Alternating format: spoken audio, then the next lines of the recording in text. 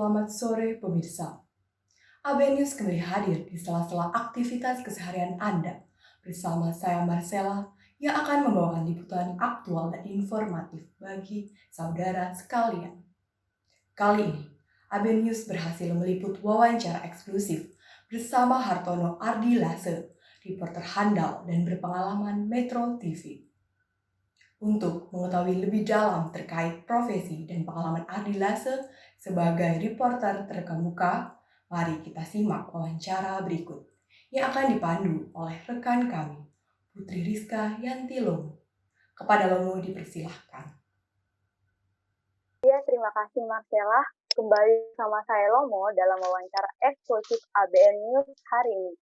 Di sini saya sudah bersama salah satu reporter Metro TV, Hartono Ardilase. Halo, selamat malam Mas Ardi. Halo, selamat malam. Apa kabar nih Mas? Sehat, sehat. Syukurlah. Gimana nih Mas kesehariannya sebagai seorang reporter di masa pandemi COVID-19? Reporter di tengah pandemi COVID-19, kalau namanya reporter itu tetap harus liputan ya, mau dalam keadaan apapun, mau pandemi, mau bencana, mau ada konflik atau apapun, kita harus tetap turun lapangan. Tapi karena kita berbicara soal pandemi, otomatis kita juga harus tetap mengutamakan keselamatan diri sendiri ya, antara lain protokol kesehatan 3M, memakai masker, menjaga jarak dan mencuci tangan itu harus tetap diutamakan karena mau separah-parahnya medan yang akan kita liput nantinya, keselamatan kita sendiri juga tetap nomor satu, seperti itu. Oke, baik. Kalau boleh tahu Mas Ardi udah berapa lama bergabung bersama Metro TV? Kalau saya bergabung dengan Metro TV pas lulus dari tingkat universitas, yaitu bulan September tahun 2019 lalu. Jadi kalau diakumulasikan sekitar 1 tahun 4 bulanan udah berkecimpung di Metro TV, udah bekerja di Metro. Wah, udah lumayan lama ya. Udah merasakan hype-nya seorang reporter. Dulu waktu Mas Ardi ingin menjadi seorang reporter, apa aja yang Mas Ardi siapkan? Soalnya pasti untuk menjadi seorang reporter, apalagi di industri penyiaran, ada syarat-syarat tertentu yang harus dipenuhi nih Mas. Boleh diceritakan kepada ABNers yang ada di rumah? Ya, untuk persiapan, sebenarnya persiapannya berjalan aja sih, kayak ketika kita kuliah, kita mengumpulkan pengalaman sebanyak-banyaknya, seperti ikut organisasi, karena dari organisasi itu kita belajar bagaimana berinteraksi dengan sesama, kita belajar bagaimana cara manajemen, kita belajar bagaimana untuk mendapatkan link dari organisasi-organisasi. Terus mengumpulkan pengalaman sebanyak-banyaknya. Dulu saya ketika kuliah belajar suka ikut perlombaan juga, seperti lomba news presenter, reporter, lomba-lomba di bidang jurnalistik, sehingga apa yang saya lakukan ketika kuliah itu saya udah tahu, ini nanti kalau saya sudah lulus saya mau jadi ini nih.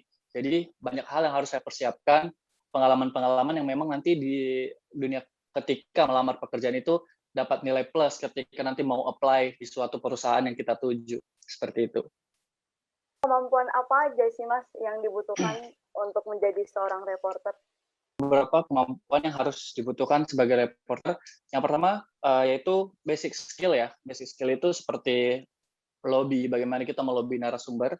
Lalu public speaking, bagaimana kita menyampaikan atau berbicara di depan para pemirsa terkait dengan apa yang kita liput, data-data apa yang kita dapat, karena percuma ketika kita mendapat banyak data di lapangan, percuma kalau kita liputan, melihat, menyaksikan langsung sebuah peristiwa tapi tidak disampaikan kepada pemirsa, sama aja bohong kan. Lalu militansi. Jadi militansi ini kita harus siap ditempatkan di mana aja, suasana seperti apa aja, kondisi lapangan seperti apa saja. Bahkan tempat yang belum pernah kita tahu sekalipun, kita harus siap ditempatkan di tempat itu. Lalu tentunya ada beberapa skill seperti menulis naskah, mengatur waktu, time management, dan juga teamwork, karena kalau liputan itu teamwork juga salah satu hal yang paling penting, yaitu bagaimana kita bekerja sama dengan tim kita untuk melakukan sebuah peliputan. Oke, berbicara soal teamwork. Mas Adi pernah mengalami kendala nggak bersama tim pada saat ingin melakukan peliputan berita? Kalau konteksnya atau kalau berbicara soal teamwork, pasti ada aja kendala karena tiap hari tim kita itu berbeda-beda. Kalau hari ini contohnya kameramen saya siapa, besok mungkin kameramennya udah berbeda lagi. Dan mungkin besok juga supir atau driver kita beda lagi.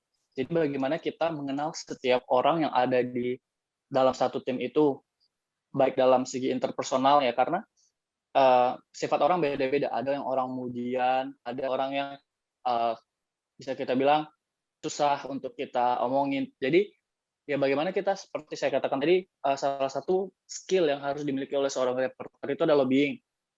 Yaitu kita harus bisa bekerja sama dengan setiap orang, meskipun orang itu belum pernah kita kenal. Dan banyak memang kasus-kasus terjadi di lapangan seperti miskom seperti itu, terus adanya sesuatu susah-susah diatur seperti itu, tapi kita bisa mengantisipasinya dengan cara berdiskusi bersama. Jadi ya ketika kita sudah berdiskusi, maka nanti saling ngerti aja, teamwork. Jadinya teamwork-nya muncul. Jadi kita bisa melakukan liputan itu dengan senang hati sih, gitu. Oke. Mungkin ABNS di rumah ini masih banyak belum tahu apa aja sih tugas-tugas seorang reporter. Boleh diceritain nggak, Mas? Diruntutin tugas-tugasnya apa aja? Ya, mungkin saya bicara dalam konsep besar dulu ya. Dalam sebuah redaksi itu, saya mengartikan sebuah redaksi itu adalah sebuah dapur yang besar, di mana dalam sebuah dapur itu ada beberapa tugas yang dibagi-bagi. Ada kokinya atau juru masak, ada pembelinya juga, ada pemesan makanan, lalu ada tukang beli itu seperti membeli bahan, beli garam, beli gula, lalu ada manajerial dalam sebuah restoran itu ya, tentunya manajerial ini menentukan, oh restoran ini saya mau jualnya makanan khas Thailand nih contohnya, atau mungkin di restoran ini saya mau jualnya makanan-makanan khas Sumatera. Jadi dari itu, ini kedengaran ya? Kedengaran, Mas. Jadi dari itu semua orang sudah punya porsinya masing-masing. Nah, jika dikaitkan dalam dunia TV, konsep seperti itu, tugasnya reporter itu adalah juru beli. Istilahnya juru beli. Jadi ketika koki ingin memasak sesuatu, saya ingin memasak ayam goreng nih. Nah, otomatis dia akan menyuruh juru belinya, kamu beli garam, kamu beli ayam, kamu beli minyak. Nah, begitu juga di redaksi. Ketika redaksinya minta, kamu liput terkait dengan kasus ini ya, otomatis kita tim yang di lapangan akan mencari data-data maupun apapun yang bisa kita cari terkait dengan kasus itu bersama tim kita, yaitu kalau kita reporter kita mencari data, kalau kameramen dia nanti akan belanja gambar terkait dengan itu, karena kan media TV ini media audio visual, jadi kalau cuma data tapi harus ada visualnya juga, sehingga apa yang kita tampilkan di layar itu merupakan bahasa tutur di mana gambar berbicara dan juga ada juga bicara, jadi bukan hanya gambar saja. Terkait belanja berita nih, Mas, pasti ada saat di mana Mas kepepet banget nih waktunya untuk melakukan mencari berita, informasi yang harus langsung diberitakan pada saat itu juga. Boleh diceritain nggak, Mas, pengalaman susahnya cari berita, informasi tentang berita itu bagaimana? Pengalaman susahnya mencari berita itu memang berbeda-beda sih setiap kasusnya, tapi kita bisa dapat berita dari mana aja. Contohnya nih, kasus liputan saya terakhir itu kasus Sriwijaya. Nah, pada saat itu Metro TV breaking news kan, breaking news. Jadi breaking news itu artinya beritanya ini sangat penting nih, yang harus berita lain ditunda dulu untuk berita ini. Nah, pada saat itu saya masih berada di Tangerang ya, di Jakarta Barat, liputan pemakaman COVID. Nah, tiba-tiba dari kantor nelpon saya nih, "Ardi, kamu ke bandara ya, kita breaking news, ada informasi." Nah, ini baru informasi, masih belum disebut, belum terverifikasi. Jadi dikatakan kamu ke bandara, ada informasi pesawat Sriwijaya Air nomor penerbangan SJ182 hilang kontak. Dan karena ini baru informasi awal, otomatis cari informasi-informasi tambahan yang mendukung kalau apakah informasi itu benar atau enggak, istilahnya verifikasi. Karena ini yang membedakan kita dengan jurnalis warga, di mana kalau sudah ada satu isu dari jurnalis warga tersebut, kita media massa sekarang tugasnya adalah memverifikasi. Jadi dari ada informasi yang beredar, bagaimana media massa sekarang itu memverifikasi terkait dengan informasi itu apakah benar atau tidak. Nah, saya disuruh ke bandara dan memang nggak ada apa-apa saat itu. Ya bandara masih sepi, belum ada media sama sekali dan belum ada media sama sekali, belum ada kumpulan orang-orang. Dan saya ketika sampai di sana langsung ditelepon, "Ardi, kamu dalam waktu 3 menit harus sudah live menyampaikan informasi." Terus saya ini koordinasi ke kantor, "Kak, ini saya belum dapat apa-apa, jadi saya harus ngapain nih, Kak?" Akhirnya kantor memberikan saya waktu setidaknya 5 menit, kamu 5 menit, saya tidak mau tahu, kamu harus cari informasi. Ya, otomatis tadi dari basic skill yang saya sebutkan pertama tadi, bagaimana kita melobi narasumber, terus bagaimana kita peka terhadap situasi di sana saat itu sudah bisa banyak informasi yang bisa kita dapat. Yang pertama, kita bisa menelpon langsung humas dari Angkasa Pura, nanya, "Pak, ini tadi dari gerbang mana penumpang Sriwijaya ini, Pak, boleh dikasih manifest penumpangnya berapa orang?"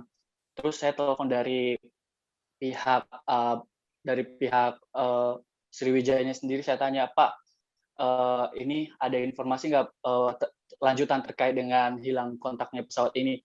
Dia memang nggak bisa jawab banyak, dia cuma bilang, "Iya, memang sudah hilang kontak." Namun itu udah bisa menjadi informasi bahwa memang benar pesawat Sriwijaya Air penerbangan SJ182 ini hilang kontak. Bisa dipastikan kalau udah adanya hilang kontak dari pukul berapa. Itu kita bisa tambah informasi. Lalu dari pandangan mata ini biasanya hal yang paling mudah dilakukan oleh seorang reporter ketika belum mendapat data. Karena dari pandangan mata ini kita bisa menyampaikan banyak hal. Kayak kamu melihat nih, oh ternyata cuaca sekarang mendung ya. Nanti bisa kamu jelaskan ke pemirsa, iya pemirsa, memang kalau kita melihat sekarang cuaca memang mendung dan cuaca memang cenderung buruk jika kita melihat dari pukul 12.00 waktu Indonesia Barat hingga pukul 16.00 waktu Indonesia Barat. Lalu kita bisa melihat juga situasi, kalau kami melihat sekarang juga situasi bandara saat ini terpantau sepi, memang belum ada kerumunan maupun keluarga korban, kami masih belum melihat adanya keluarga korban yang datang di Bandara Internasional Soekarno-Hatta Terminal 2 ini. Terus bisa disampaikan juga kamu melihat list jadwal penerbangan. Oh ternyata on schedule semua nih. Jadi pandangan mata ini hal yang paling mudah ketika kita seorang reporter belum mendapatkan data. Ketika kamu contohnya pergi meliput arus mudik, kamu belum dapat data nih terkait dengan jumlah penumpang yang keluar dari Jakarta pada hari itu. Ya tinggal sampaikan saja, dari hasil pantauan kami melihat suasana arus lalu lintas dari Jakarta menuju ke Cikampek saat ini terpantau ramai lancar. Dan kami melihat kendaraan ini memang berasal dari Jakarta karena dibuktikan dari plat kendaraan ini berplat B, itu berasal dari Jakarta. Dan kedua ruas juga terpantau ramai lancar, baik yang menuju ke Cikampek maupun yang menuju ke Jakarta. Jadi pandangan mata ini hal yang paling mudah kita mendapatkan informasi yang paling mudah dan bisa langsung disampaikan kepada pemirsa terkait dengan apa yang kita lihat saat itu. Seperti itu. Oke, baik, Mas. Oh ya, selama menjadi, apakah suara saya masih kedengaran, Mas? Masih. Oke, jadi selama menjadi reporter itu kan dituntut untuk tidak gugup saat berada di depan kamera nih, Mas. Apakah Mas Ardi pernah merasakan gugup pada saat di depan kamera? Dan bagaimana cara Mas Ardi untuk mengatasi rasa gugup itu? Ya, gugup itu pasti. Gugup itu pasti, semua orang pasti gugup kalau di depan kamera. Bahkan dari senior-seniorku yang sudah bertahun-tahun kerja, bahkan senior-senior yang udah menjadi presenter sekarang, mengatakan pasti gugup, karena kami juga sampai sekarang masih gugup. Hal yang pertama, kalau bagi saya, hal pertama, karena live saya pertama itu sangat sangat jelek lah istilahnya. Gugup, banyak E-nya, banyak mikirnya, dan semua itu nanti akan membaik seiring berjalannya waktu. Jadi dengan adanya jam terbang, bagaimana kita uh, belajar terkait dengan apa yang harus kita omongin. Dan biasanya kalau peristiwa-peristiwa itu ada peristiwa yang berulang-ulang, seperti ketika kamu pertama nih ngomong terus meliput banjir, mungkin biasanya menulis di kertas, tapi saya tidak menulis semua apa yang saya akan omongin, karena itu nanti hanya membuat saya akan melihat catatan terus, tapi saya menulis poin-poinnya saja, seperti nomor 1 suasana. Nah, jadi nanti pertama kali saya jelaskan suasana di sini, nomor 2 data. Nah, biasanya kalau data-data yang dianggap penting seperti angka-angka, saya pasti akan tulis semuanya, karena mending membaca ketimbang salah, karena kalau salah itu fatal ya istilahnya. Lalu untuk mengantisipasi gugup juga, kamu menganggap kan televisi ini adalah bahasa tutur, dan ketika kamu berbicara di depan kamera itu sama halnya kamu berbicara di depan orang, dan anggap saja bahwa kamera itu adalah temanmu, kamu bicara sama adikmu, kamu bicara sama temanmu, kamu bicara sama orang-orang yang dekat sama kamu. Jadi sudah bicara santai aja dengan kamu menyampaikan apa yang kamu dapat dengan kamera tersebut, itu nanti penonton akan menangkapnya, oh ternyata reporter ini ngajak kita ngobrol gitu loh istilahnya. Jadi ya udah, kamu anggap kamera itu sebagai orang temanmu sendiri, kamu ajak ngobrol aja seperti gitu. Jadi itu salah satu cara untuk mengurangi gugup, karena biasanya orang kalau di depan kamera itu udah lihat kamera aja udah ketakutan, udah gemetaran. Tapi dengan kita menanamkan di hati, oke, aku mau cerita ke kamera nih, terkait ini, terkait ini, terkait ini. Oh, tahu nggak bahwa tadi banjir ini terjadi pada pukul ini sampai pukul ini. Nah, ya udah, kan tinggal kita sampaikan aja. Toh bahasa televisi itu adalah bahasa tutur. Dan yang kelima yaitu persiapan. Meskipun kita kadang bicara tanpa catatan atau tanpa ini, kita harus tetap melakukan persiapan.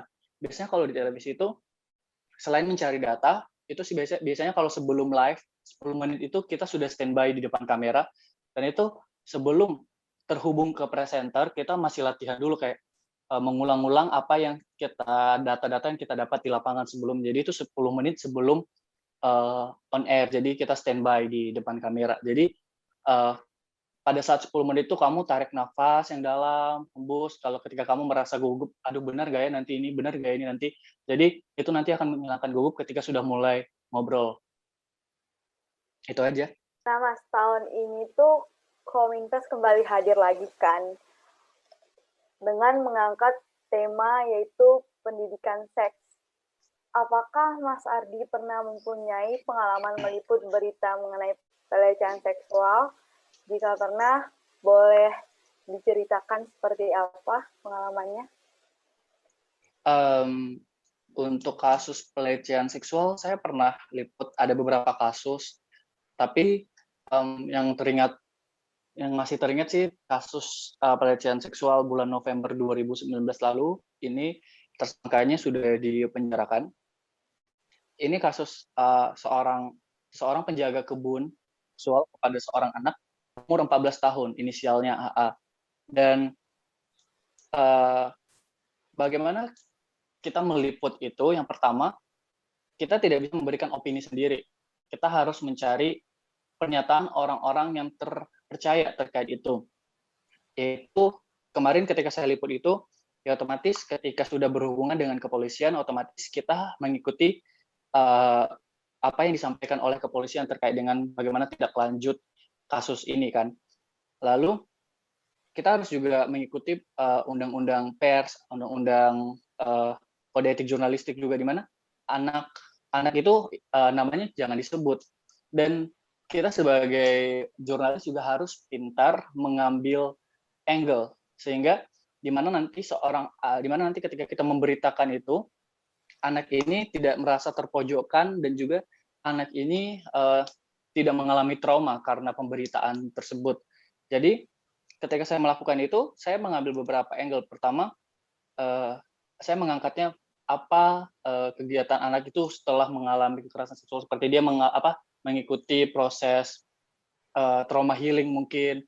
Lalu terkait dengan ML 49 tahun ini yang melakukan, saya cari tahu lagi bagaimana apa tindak lanjutnya dan bagaimana dia di hadapan di pandangan masyarakat. Jadi saya wawancara orang-orang tetangga, keluarga dan bla bla bla, sehingga konsepnya kita nggak melulu mengatakan bahwa ini seorang anak ini diginiin, ini seorang anak diginiin, karena itu akan membawa trauma tersendiri nanti kepada anak ini. Ada banyak, jadi seorang jurnalis itu sebaiknya pintar dalam mengambil angle terkait dengan pemberitaan apa yang akan dibawakannya nanti, sehingga tidak ada, tidak ada ketika sudah diberitakan nanti tidak ada korban dari pemberitaan tersebut, seperti itu. Oke. Waktu Mas Ardi melakukan peliputan berita mengenai pelecehan seksual itu, Mas Ardi pernah nggak mengalami kesulitan kayak dalam mewawancara narasumbernya, tapi narasumbernya nggak mau diwawancarai, jadinya sulit banget untuk mendapatkan informasi? Kalau narasumber pasti banyak ya yang nggak mau. Tapi bagaimana kita istilahnya cover both side. Jadi kita mengcover semua aspek gitu loh. Ketika contohnya kasus ini kita nggak bisa wawancara latar belakangnya kenapa, kita masih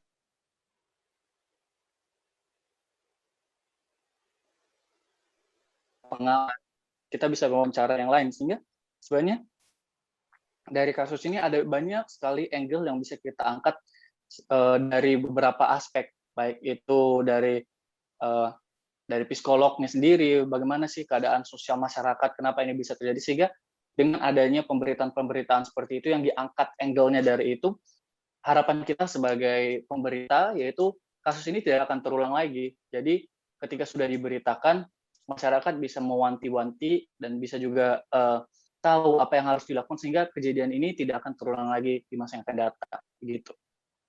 Oke, berarti pada saat mengumpulkan berita kita tidak hanya berfokus ke korbannya saja ya, Mas? Betul. Kita bisa banyak ngambil aspek lain. Oke, baik Mas. Terima kasih atas kesempatannya hari ini. Mas Ardi boleh menyediakan waktu untuk hadir pada hari ini melakukan wawancara bersama ABN News. Sama-sama. Oke, Mas. Sekian informasi yang dapat saya berikan, kembali ke studio. Berikut tadi merupakan liputan dan wawancara eksklusif bersama Ardi Laser. Kami berharap liputan ini dapat memberikan manfaat bagi saudara sekalian. Saya Marcella mengucapkan terima kasih dan sampai jumpa pada ABN News selanjutnya. Salam produktif.